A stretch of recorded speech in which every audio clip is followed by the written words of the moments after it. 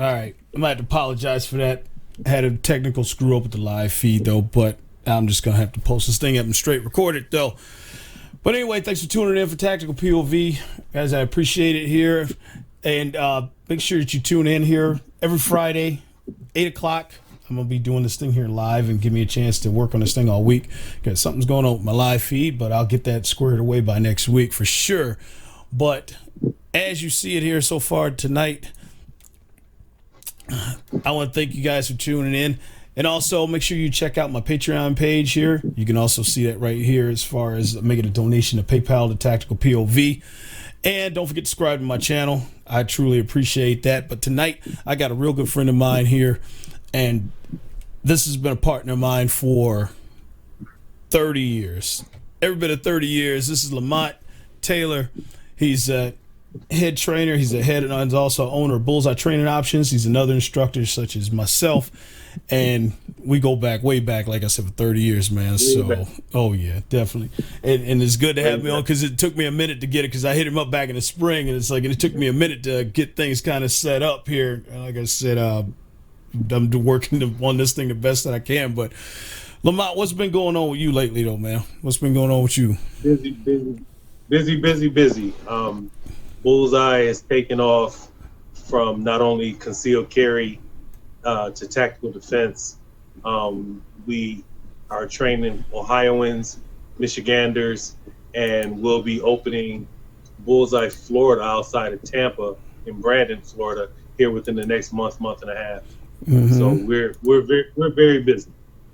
Oh, okay, it's good. I know you had 3 of you, and who else is with? It's just you now, and I know Alonzo moved. I believe he was the other one. And when we started Bullseye, myself, Lamont Taylor, Alonzo Mosby, and someone who never touched a firearm in her life until meeting me, my fiance now. She's a certified instructor with us, right along with the big boys. So it's my fiance and one of my best friends, Alonzo. So yeah, we make a very good team. Nice, and that's good.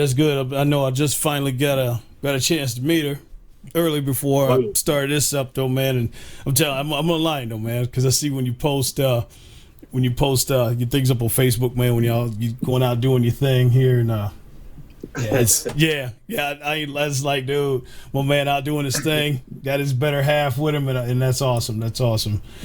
Okay, yeah, nothing like it. Yeah. So as it goes, trying to get this thing set up, man. I know lately here there's been a lot of political talk as far as, with the Democrats debating here, and they just had a third debate here. This thing here, what I'm titling this video, basically get this out there, the truth about ARs, the truth about the AR. Okay, I know you avid about your AR, as you know. AR proponent. I love my ARs. Yes. Right, it's the same as me myself. I Lord knows I wish I had more time to shoot mine more. But tell me about it. Yeah, because it's nothing like putting that sling on, man. Putting the sling on and loading up a bunch of mags, dude, and just going out and just ripping through some stuff, man. Making moves. Because me on my side of it, I'm being honest about this. I love my firearms. I'm a 1,000% supporter of Second Amendment, such as Lamont. He is too. Right. But also, I'm a huge. I wouldn't even say aficionado. I'm just a huge component, or should say, lover of the tactics of tactical training. I love the tactics of it. I'm not big on guns, man, knowing the exact history of every gun out there, because it's just not my thing. I know some history about a lot of guns that I'm interested in, always have been, but I'm a big person about the tactical, the art of tactical defense. That's the thing, is what I'm trying to say. I love that. I like how you put that, Mike. You said you're not a master of all things firearm. You learn a lot about the things that you're interested in. And that's what a lot of people have to understand. You don't have to master everything, but whatever you take interest in, at least learn that part of it. Right. I feel the exact same way you do, and I too am a big, not only supporter, but believer in the art of weaponry. Learn your firearm. Whatever you use, learn your weaponry. The art of weaponry, the art of the firearm is a beautiful thing. It's done. Exactly it, and that's the biggest thing too. And I seriously am a huge pusher as far as women getting the training. I mean, I push big on that. I'm real big on that. I'm a huge advocate for that, for women learning to defend themselves, because ladies, you got to understand, this is the great equalizer for you. This is, without a doubt. Yes. You know, as far as evening the table to defend yourself against any kind of attack, you know, this is just, like I said, this is your equalizer. For us, men are men, you know, we're going to do what we do, okay? But as far as for women is concerned, seriously, you definitely need to get this training, definitely. But it's also in this video, guys, I'm going to throw a link in the description up too, as far as the history of the AR that a lot of people don't know, and that's the huge misconception, man. You hear, like I said, you hear politicians, you hear the media, they forever coin AR. We've been hearing it for the longest time and trying to correct everybody and get off the fact that it does not stand for assault rifle. It stands for Armalite. Right, Armalite rifle. And the true history, and the thing is, Lamont, that most people don't know this. They hear what they hear on the media, and they hear it coming out of politicians or whatever, but they don't know the true history about this rifle. This rifle, and they forever want to coin, politicians, media the same, they forever want to coin this thing as a weapon of war. This firearm is not a weapon of war. It's not a weapon of war. It was originally designed and created for civilians first. That's the God honest truth. I've got the link. You can read the link. It's the truth about the origin of Armalite and the origin of the AR15, because it actually, if I could pull this thing up here, I wish I could. I'm see if I can. I'm not sure. Actually, you know what? Honestly, finding this information, tell you the truth, it took me 1 minute. I mean, I already knew about the history, but I'm just saying the ease of finding this information. It's so easy to do your homework and do your research instead of just going by what the media coins this thing and what they say. Okay, well, this politician says and this news channel says it. Well, they got 5 other ones over here on this side that say it. Well, it must be true. That's not it. Right. It's not true, because all other 5, they're in an echo chamber just saying the same thing, tweaking the headline just a little bit to get you to click on it. Just to get clicks, just to get you watching, but it's really not the truth. And like I said, it literally, you can pull this information up in 1 minute. You know, matter of fact, I can see if I can pull this up here on the screen. Hey, Mike, if I can throw something out there real quick. Yeah, go ahead. You touched on something just a couple minutes ago, talking about women and women learning to not only protect themselves, but just or handle their firearms. Right. If I can give a little bit of advice to any women that's listening to this podcast right now, embrace what you do as a hobby. Don't look at it as just protection. Protection is implied in just the art of weaponry. The fact that you have a firearm means that if you know what you're doing, then you may be able to protect yourself. You have a greater chance of protecting yourself. But you have a greater success rate with anything you do. It doesn't have to be firearms when you embrace it from a hobby standpoint. Right. So instructors like myself, Bullseye, Alonzo, Tanya, Mike with POV, you know, we can certify you and you can pass a course. Right. But if you don't get out there and practice, you might find yourself in a position where you might as well put a bow on your firearm and your money and hand it to the robber, because you won't know what to do with it. But if you learn that firearm as an extension of your hand, right, and somebody run up on you and want your watch more than you want your watch, if they want your car more than you want your car, guess what? You are about to meet my hobby. That's it. And that's exactly it, especially when it involves family, not just along with yourself. Right. But when you talking, when you're talking about defense of yourself and your family, that's exactly it. And this is how we carry ourselves with this. We don't want to see innocent lives lost. We don't. Right. Every gun owner out here does not want to see innocent lives lost. We don't want to see people hurt or damaged just because of one said firearm, especially when you got handguns that commit 10 times more than any of them, than any AR out there. The numbers are there. You can go right to the CDC, and the CDC is a branch of the government that do these studies. It's so simple to find it. All you got to do is tell everyone. When we talk about this, I say, look here, man, if you really want to learn something, pull your head out of Facebook, pull your head out of YouTube, pull your head out of Instagram, stop trolling on Twitter for a second, and spend 2 minutes to do some research. 2 minutes. That's all you got to do. Pull your head out of Facebook and YouTube, unless it's POV Tactical or Bullseye Training. Exactly it. That's it. We on this is a different story. Make sure you tune into this. Like I said, I'll do this thing here. Like I said, I'll get the live thing straightened around, man. Because honestly, I know it's something else here on my issue. It's not the software. It's something else I got going on. I think on my computer here, and I don't know if you even see my computer, man. My setup here. It's kind of massive. Yeah, I've seen it. I've seen it on a couple of your other videos. Yeah, I lay it out right here. So yeah, I got something else. I think I got something pulling on it, man, in the background somewhere. I didn't get a chance to shut it down before I started this whole thing. But anyway, that's neither here nor there. But like I said, though, do your homework on this stuff, man. Do your homework. It's not hard. It's so simple. Like I said, I just right now, I'm looking at a web browser here. I'm gonna tell you straight up here. Let me show you what I'm talking about here, as far as on this in here. Let's get this here. Let me fade this over. This is a quick look right here. That's what I'm talking about. If you guys can see that, you should be able to. That's AMOLED. This is just a quick timeline. Actually, the link that I'll throw up in the description on this video, it'll give the entire timeline of start all the way through, and it explains everything about this gun. It does. But you hear, like I said last night with Beto O'Rourke, and then you had Cory Booker. Now, the political side of this, man, I don't know. I know we talked about this the other day.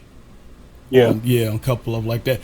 And like I said, I love Lamont like a brother. We've known each other a long, long time, But this is the other thing, too, when we talk, it's like we can agree to disagree. We don't agree on some things. There's some things we have a disagreement about. I don't love him no different. That's my boy over there. That's my man. Exactly. And I always have, and always will. This is my dude for real. We do. You and your brother. Right. That's right. I forgot you do that. I'm not going to forget about him. You and your brother. Exactly. People still get us confused because some people still think we twins. It's like, no, we almost 5 years apart somehow.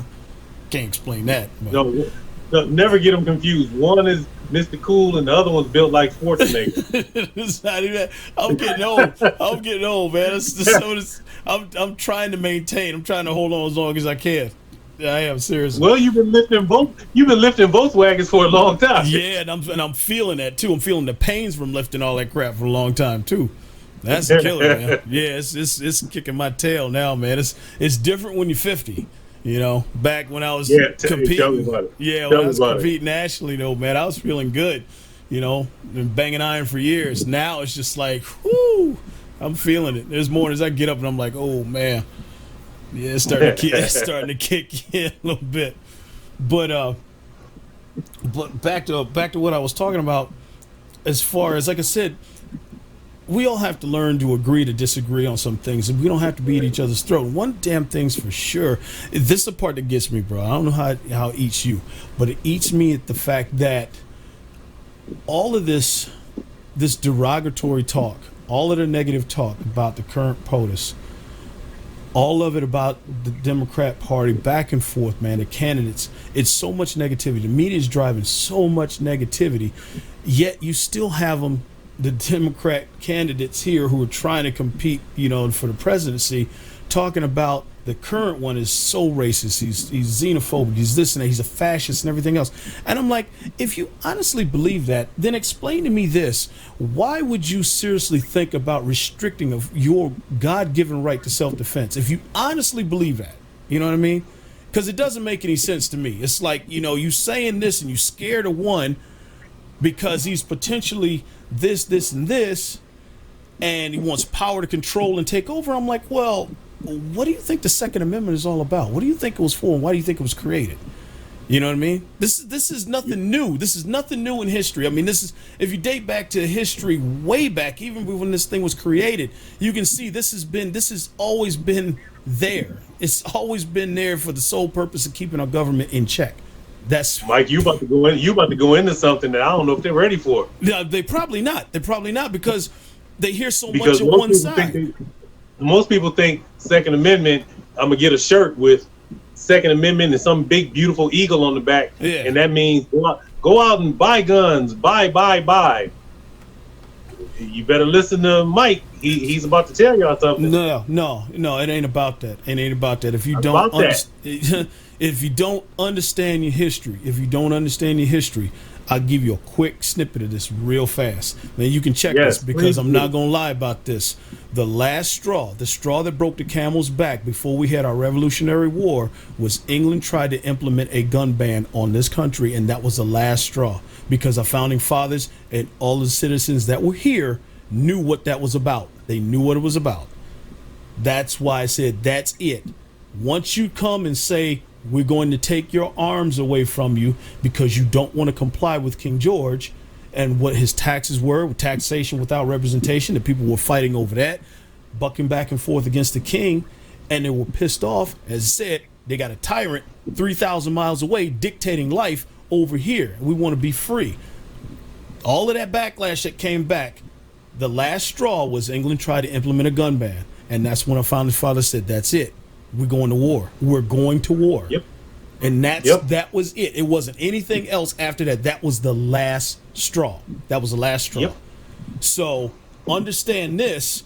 All of this you're talking about, you got Beto O'Rourke talking about taking your AR-15. Oh, and it's funny how hypocrites they are, because when he was saying it before, Hillary said it, Obama said it. We're not trying to take your guns. We're not. Man, look here. Don't try blowing smoke up my tail and telling me you ain't trying to do anything when you've been preaching gun control for years. Gun control for years. We got gun control laws on the books right now, over 20,000 at the federal and state level. I've talked about this before. We have them already implemented. And if you just enforce them, you would start to slow down some of the violent crimes that you already see. But perfect example. Here's one right here. Sutherland, Texas.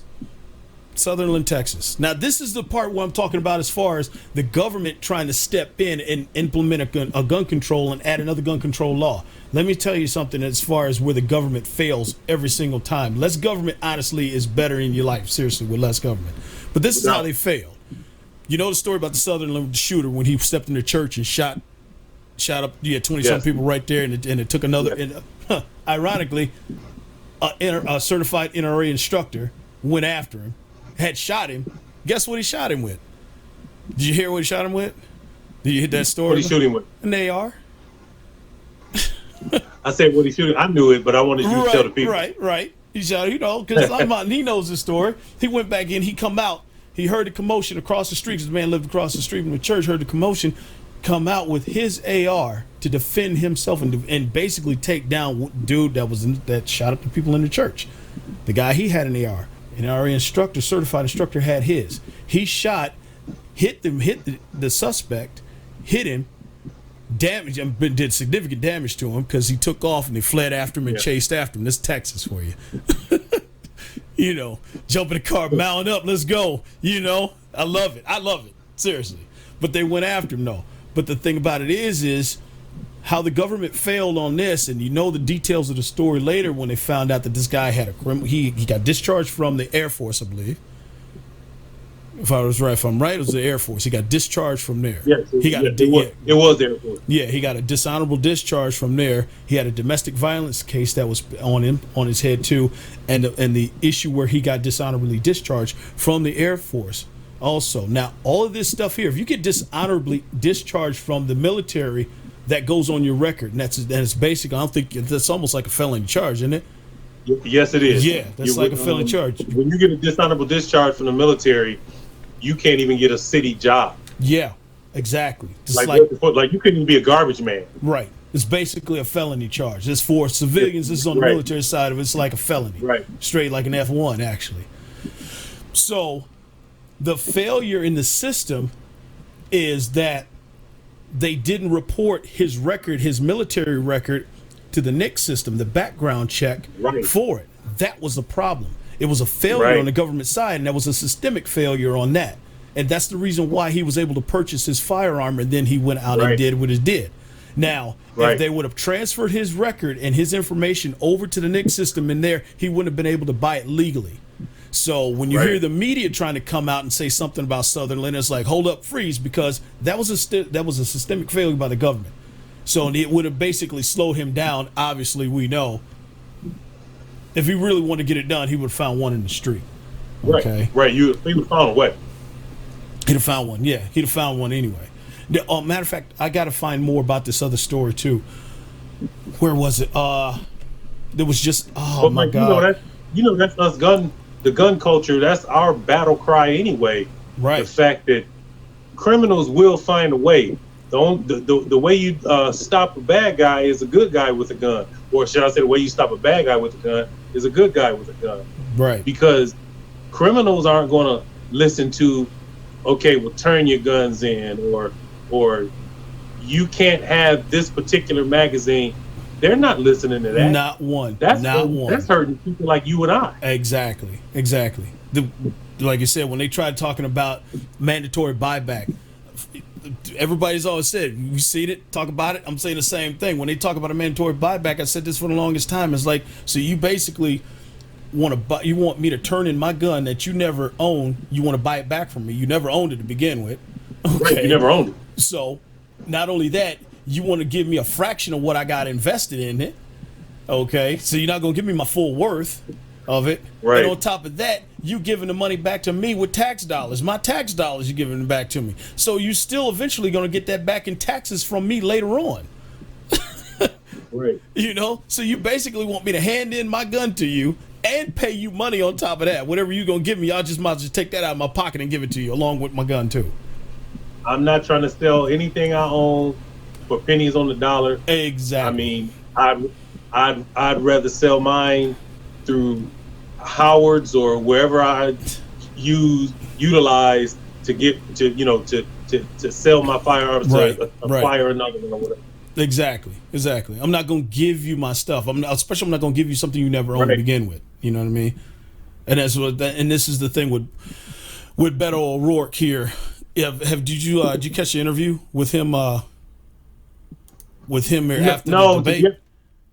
To be honest with you, I wasn't too excited to watch that debate. I didn't watch it. I waited and got the highlights. And that's exactly what I'm going to do. Yeah. I've been so busy today, I didn't get a chance to watch the highlights. But I am going to go, find them and watch all the talking points. But last night I didn't want to watch them because, like we talked about before, as busy as you are, as busy as I am, I didn't want to go to bed with a headache because I just think they were blowing a whole lot of smoke.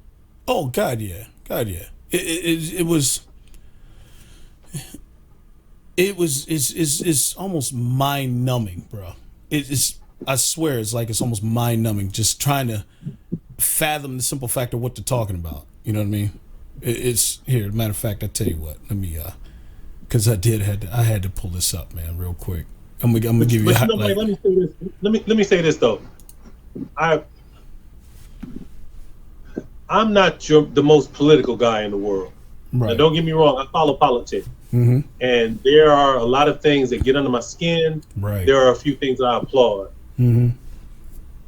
And the one thing I don't really like to see, especially now, is that someone trying to either say a soundbite, something that's going to be played over and over again, mm-hmm. or the fact that all the internal fighting, no matter if it's Republican or Democrat, right, trying to come up with the proper sentence that's going to get them catapulted into the limelight, to the mm-hmm. spotlight. if this problem is so serious to the country, a bipartisan effort between all parties, it could happen. Right. It could happen. This doesn't have to be a Republican or Democrat, selling point. One group is saying, we're pro NRA, we're pro gun, and some people will say while they're robbing the country blind. The other side is saying we are anti-gun, higher taxes. It doesn't have to be like that. It doesn't have to be so black and white. If this is a true problem in the country that they want to solve, then we need to see people come together as opposed to putting a dividing line down the middle of the country because of one selling point. Right. And that's the Second Amendment, as they say, in firearms. Right. And you're right. You're exactly right on that. Like I said, they try to come out as far as saying that, well, you had Elizabeth Warren trying to come out and say this is a national health crisis. Sorry, this is not a national health crisis. Okay. The issue with the gun violence a year is not a national health crisis because it's 30-some thousand. Then you just had Francis, because I ain't gonna call him Beto because dude don't have a drop of Spanish blood in him, so stop that crap. He don't, man. That annoys me. That annoys me. So it's Robert Francis O'Rourke, man. That's white Irish American, dog. You ain't got a drop of Hispanic blood in you. So stop with the Beto nickname that you got from your neighborhood. That don't mean crap. All right, just tell me you just learning something, huh? Yeah, until I see it on camera, I said y'all learning something. That's it. It's just straight up telling you you're a fraud. Come on. Okay, your nickname. Yeah, that's your nickname in your hood. Come out here when you're talking to American people to say your real name. I'm sorry. I'm just how I see it, man. I'm not gonna come out and say, okay, my nickname that people call me was Bish for years. Okay, call me that in high school. Call me that. You call me everybody like for years. Do you ever hear me say my nickname to everybody? It's Bish. Come on, man. I tell you what my name is. No. If we ever meet, I tell you what my name is. I'm not gonna sit here and just ride my nickname out to you. I've been riding for 40 years. Come on now. But anyway. And for those who are watching, in all fairness, what he said when we started this podcast, I don't think I've ever called him Mike this much in my life. Right. Like he said, it's Bishop. Right, because he called Bishop for 30 years, but we know each other. We know each other for that long. So, and that's the thing. I call man Lamont. It's LT. If somebody talking, it's like Lamont. LT. It's like it's LT. It's like it's LT. It's like I say. But when they're talking about talking, I say, "What's up, man? What's up, bro? What's up, Lamont? What's going on?" Right. I can't get that, man. Stop the Beto crap, dude. But anyway, like I was saying, real quick here, man. Let me jump this over here, and he can talk about this stuff here. Let me bring this out. If you guys didn't see this here, let me back this up. Former Congressman Beto, we're going to take your AR-15, your AK-47. We're not going to allow it to be used against our fellow Americans anymore. Hold on. Former Congressman Beto O'Rourke going further than any other candidate last night when it comes to gun violence, saying if he is elected president, he would issue a mandatory buyback of the type of guns used by the military on battlefields. As you can imagine, the reaction from some conservative corners was swift. And Beto O'Rourke joins us now. Good morning. Good morning. Okay, so that was a moment that got a lot of attention last night. It's getting a lot of attention this morning. I'm just wondering this morning if you have any concern that by saying that so openly, so unapologetically, that you have somehow given President Trump a campaign ad to say, see, Democrats want to confiscate your guns. No, Allison, I'm far more worried about the 40,000 Americans who are killed every year. Now it's 40,000 through gun violence. Worried about the victims of those mass shootings. I heard that 40,000. Parents who've lost a child, the mother I met who lost a 15-year-old daughter who bled to death in front of her very eyes. I'm worried about that, and I'm worried that we won't take action because we've been compromised by the politics and the polling and the worries about what the candidate's going to do if we say the right thing, the true thing, the necessary thing. Okay, I'm going to freeze that right there. When he just said, because he just said about this, he talked about this before. This is another clip, but I heard it earlier. It was a different one what he talked about. Now, first of all, for the mother who lost her daughter, my condolences to you. If they ever see this video, be real. My condolences goes out to you. Seriously. I mean that truly deep in my heart. It honestly does, because like I said before, I never want to see an innocent person lose a life over some psycho or some nut job or some criminal out here, that's just going to randomly take somebody's life because he don't care about his own. All right. Now, with that being said, what he said about this woman's daughter bled out for an hour waiting for help or for paramedics to get there to help save her daughter.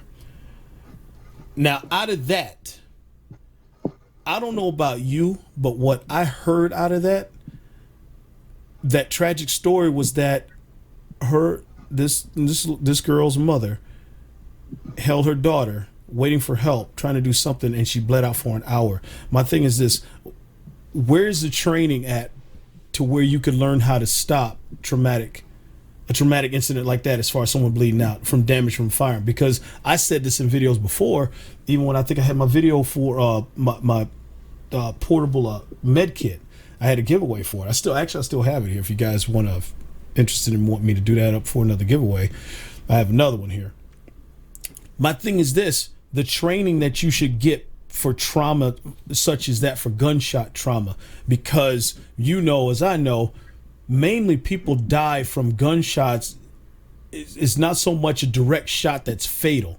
Those do happen, but a lot of tragedies die is because people bleed out, and that's the thing. Without care, So that's the part that got me when he talked about it. I said, wait a minute, hold it. How is it that I know this woman freaked out? She panicked. I know that's a child and it's a daughter. It's hard to stay calm about this, because it would be hard for me to stay calm, if anything happened to our children, But you have to keep a cool head to a degree and think, right, what do I do to help my child or an individual that's shot? What's the first thing that you do? Spot the wound, see where it is, stop the bleeding. So what is it that, apply pressure. Apply pressure. If you have a belt, use a tourniquet. If not, rip shredding from your clothing. Anything else, apply a tourniquet to stop the bleeding.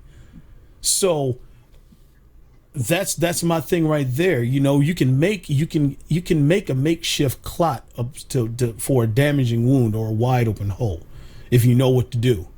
Okay. Right. You can use something to clot that, stop that, and block that up and hold it and put pressure on it and hold it there until you get help. But that's the thing. If it took an hour, why did it take an hour? First of all, why did it take an hour to get medical attention? Okay. Was there anything in there that she could have done? You know what I mean? That's my question when he said this about this woman. And I'm thinking, what did she try to do? I mean, did she try to attempt to stop the bleeding? Did she have any kind of training? Because the training that you and me do, this is just a small part of it. It's just a small part of the entire thing. Getting training as far as what do you say as far as getting trauma training behind this, besides just the tactical side of this? Right. What do you say about it? I totally agree. And that's what I'm saying as far as understanding getting CPR training, getting trauma training, to clean to basically treat massive wounds, gunshot wounds, anything else like that it goes along with this as well. Along with. But Mike, some people are going to say when they hear what he said as far as the mother watched the child bleed out. Mm-hmm. And then we talk about trauma training. Right. Someone is going to say, well, that's not the point. The point is someone being hit by the projectile, as they call it, from a sword. Right. Well, let me put it to you like this. Let me say this. It's not the type of rifle, it's the person wielding that firearm. Mm-hmm. The assault didn't come from the rifle, the assault came from the person. Exactly. I love steak. Right. And there's plenty of people filled with steak now. Right. Does that mean I'm going to eat my steak from now on by ripping it with my hand? Right.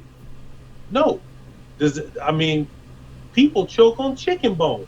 Yes. Does that mean I'm going to stop eating chicken? like we're saying, true enough. Like he tried to say, mandatory confiscation of AR and AK. Okay, I can go to a gun show and buy a 30-06. That's work, and that's right. a hunting gun. That's right. Exactly. That's a hunting gun. Exactly. But the problem is, that bullet is huge. Yes. You're talking about a 5.56 versus a 30-aught. Right, they're a 30-aught like that. Exactly. Yeah, that's ridiculous. Exactly. But one gets media coverage and the other doesn't. Right. So y'all have to be you got to understand that talking points for elections or even mass shootings. I mean, I don't want to see a mass shooting. Neither do I. But it wasn't by a good guy with a gun. It was by some guy that he was going to do what he wanted to do anyway. And if it's more people out there armed, like Mike, me, and everyone I know, we can help with that threat as opposed to just saying, oh my God, look what just happened. I couldn't do anything about it. No, I'm going to address it. Exactly. I know. Remember the video sent me on Facebook that Alonzo shared with us. Remember he tagged us in it for the El Paso shooting. The guy that was in Walmart there running that video. Yeah. What was that? What was that situation there? Man, he had a concealed carry license. What'd he do? Left his gun. What did he say? Left his gun in the car or something like that. He left it. Yeah. He left it right there. Yep. I'm just saying, it's a situation like that. That when we say be armed at all times, and on that note, trying to say that it's hard. We understand that it's hard to be armed. It's hard to be armed where you can't, because in some places you just can't carry a firearm. Okay, but you can be armed with something. You know what I mean? You can be mentally armed is my thing, because I always say being armed is mindset, not just a physical condition. You know, you have to be armed mentally. So that means in some places you can't be physically armed. You have to be armed mentally. That means what is the next thing that you have to do? What's in the next step? What's, you know, there's times I can't take my gun with me everywhere, but I can take a tactical knife. I got something. Right. You know. Right. I've got. There's a whole lot of things. I mean, the market is huge. That if you can't take your firearm in, you still can have some type of protection. It may not be what you want, but there's some type of protection that you can have with you everywhere you go. Exactly, along with other training as well, like close quarters, hands-on, close quarter combat training. That's the other thing. Unarmed training. Good friend of ours, you know, Brandon Copeland. I know you know Big B. Yep. Brazilian Jiu-Jitsu. Honestly, I'm telling you, in the realm of concealed carry, Brazilian Jiu-Jitsu is some of the best stuff to learn for unarmed combat, for training, especially for concealed carry. Because you got to understand that what a lot of people don't understand, that a lot of times that you're engaged, if someone engages you in an attack, most of those attacks happen within 11, 12 to 3 feet, whether it be armed or unarmed. You know, if someone approaches you with a knife, you know, you still in close proximity. It's hard for you to draw that firearm and present it and make a well-placed shot in order to stop a threat when the threat is that close or closing the distance on you. So expect that you might go on the ground. You might be scuffling for your life on the ground. Do you know how to defend yourself on the ground? That's Brazilian Jiu-Jitsu. Teaches you how to defend, how to fight on the ground. Okay. And Mike, that's another thing a lot of people don't understand. Something else you just said. At Bullseye, you know, I mean, it's the same thing as you said, just a couple different numbers. We always tell people an attack and assault is going to happen between 6 to 10 feet. You know, and I'm not giving away any secrets or whatnot. It's no trade secret. But when we're on the range and we're training people on the range, you know, every week, and you know, you see other instructors that are having people shoot at 21 feet, because you know most shooting ranges have some type of line on the wall or on the ground painted that says 21 feet. It's the average known put their distance back there. I've never known anybody to say, you know what, I'm sitting here in the hospital because a dude 21 feet away from me yelled, "Give me my car." Right, exactly. And it's going to be right in your face. Right. And so when we train people, we put the target out 6 to 8 feet. And people are looking like, why is it so close? But then when we explain it, they understand. Right. That's why when I shoot and qualify everyone, I shoot and qualify them at 15 feet or less, because I want you to see. Exactly. I want you to see up close. I could shoot you at 21 feet all day long. You know, some of my training I'll do at 21 feet and closer. So I do different drills and stuff to where I'm showing where I know my proximity is 7 yards. I know where that is because I've seen and shot it for so long. But I want to change it up and make sure I bring that in closer. So that means my moves are going to have to be different. My steps are going to have to be just a little different. But I want to see my targets in closer because I want that mind, muscle memory, and vision. I want to see that. Right. So that's why I said my students, I bring them in at 15 feet. I said not 21. I want to bring it in closer so you understand what that target, that threat is that close. So that means you should be able to hit. You should be able to hit dots like this at 15 feet. Okay. Right. And if you can hit dots at 15 feet on being static, static being still, and the target is static. So you're talking two static. The target in you should be able to hit that. Now moving is a different story. But as I said, well, hold on, Mike. You got to tell them both. If you just explain to the people what static means. Movement, fluid. Tell them that one. As far as your movement, when you move on the draw, being fluid with your draw. This not step then draw. It has to be one fluid motion along with the proper technique of draw to present and put a well-placed shot on the target. All of that coincides with it. So it takes practice. It takes practice over and over and over to do that. So there's more to it. I hope people understand and respect what just happened right there. You know, I wasn't cutting Mike off or telling him what to say, but Mike used the term. He used the term static. A lot of people, they would hear people like he and I mean, this is what we do. We live, eat, and breathe firearms, and all that comes with the firearm, not just the gun, but everything that thing entails. Right. But he says static. Okay, y'all heard that. We need the explanation. But the opposite of static is fluid. So he explained very thoroughly what those two things are. So if you ever hear anybody saying those words or those that nomenclature, as they call it, you know what I mean. Exactly. You know, not throwing anybody off or trying to go, well, okay, what does he mean by this and that? It's like breaking it down for you in layman's terms.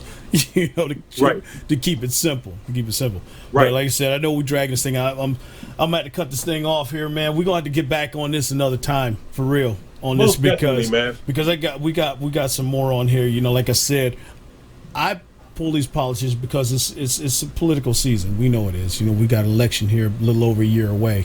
So these things coming out, I want to make sure I do my part to share some of this stuff. If some people didn't see this, and then you and I, others, we get together and talk and have a discussion about this, because the most important thing that we have is a right, and this is our Second Amendment right. It's not a privilege. Okay, there's nothing about some national registry or something registered to have a license to carry a gun or something like that. That's concealed carry or whatever. If you're talking about having a registration, a national registry to buy a gun, I don't think so. You know, you already get that. If you're buying it new, the gun is already registered, serial numbered, you and everything else. Okay, so we already have that going through the background check. But this thing, as far as trying to compare this with a driver's license and your Second Amendment, one's a privilege, one's a right. Okay. You don't have a right to drive a car. That's a privilege to drive a car. This right, the Second Amendment, you're born with, and that shall not be infringed. Shall not be infringed. The most strongly worded constitutional amendment that we have. It's only one. There's a reason why it's worded that way. We'll talk about that. Get online, y'all. Listen to what Mike's saying. Get online. The Second Amendment is a lot longer than just right to bear arms. It's a lot longer than that, but it's deeper than that. Understand it, and if you don't understand it, contact Mike. Contact us. Bullseye Training Options LLC, Facebook.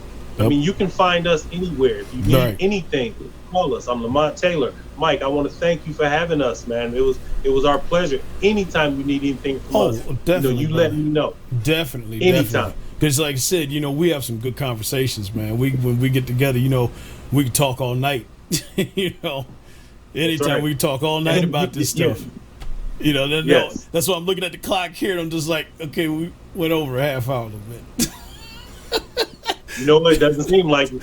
It don't. Because like I said, we can go at this thing all night long, but I'm going to cut this here short, man. Like I said, guys, make sure you tune in.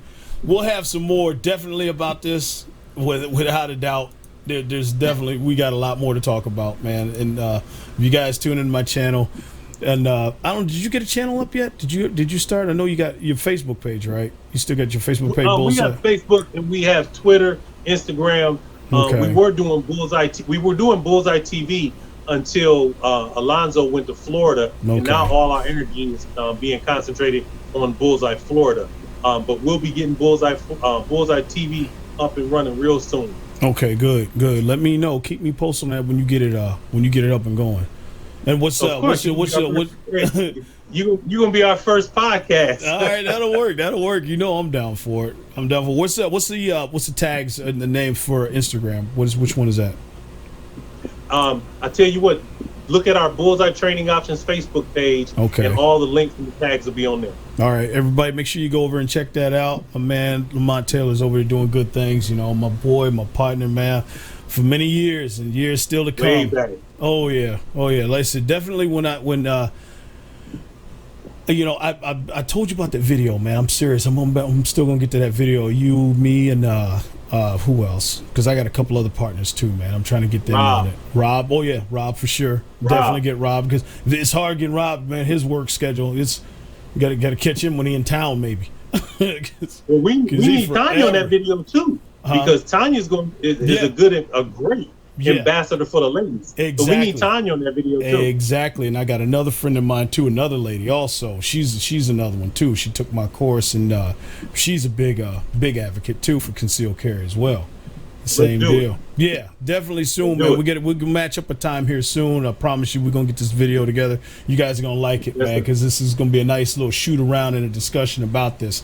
It's gonna be pretty good. But anyway, guys, thanks for tuning in to my channel. Make sure you subscribe to it. Make sure you share this. You know, you leave a comment down below. Also, check out my Patreon page here and give me some time here to work on getting some more content up for that as well. And also, if you want to make a donation to my channel, I appreciate it. Every dollar counts. It does. I promise you it does. And the thing, what I got going on, check out my video. All the links, everything, and what's going on and what I got here, it'll be in the descriptions, along with the history of the AR15, the truth. And then you have no excuse. And when you see it, take that link and share it with other friends who don't understand and don't know the history. I'm telling you, it's a laid out history about it, and you'll understand what it is. It wasn't designed to be a weapon of war. Okay. So let's clear the air about that. But anyway, thanks, man, for tuning in. Thanks for being on my channel. And we'll definitely do this another time here soon. Cool. All right. And as always, as I always say, being armed is mindset, not just physical condition.